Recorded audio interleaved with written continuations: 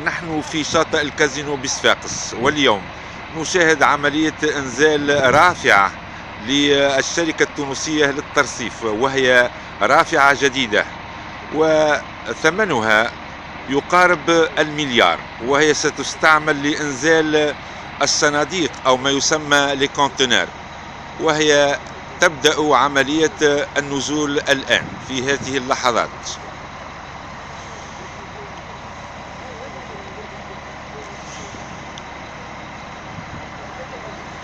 وتلاحظوا عملية الإنزال شيئا فشيئا ببطء بطبيعة الحال.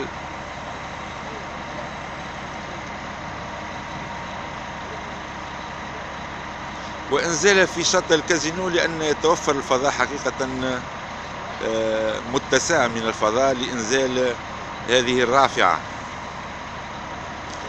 وستقتني الشركة التونسية للترصيف في الأيام المقبلة رافعة أخرى كبيرة، وهذه الرافعة قادرة على تحمل ثقل 45 طرناطة.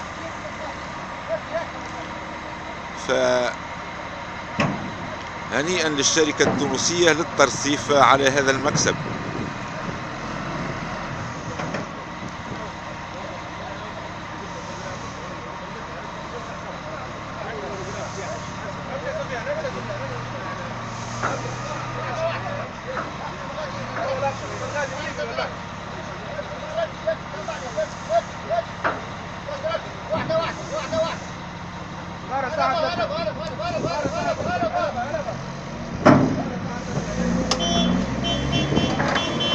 إذن هذه زغاريت هذه الرافعة الجديدة للشركة التونسية للترصيف.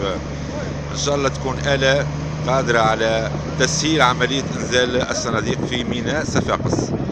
فهنيئا للشركة ولأعوانها، وشكرا لكم على المتابعة، وإلى اللقاء.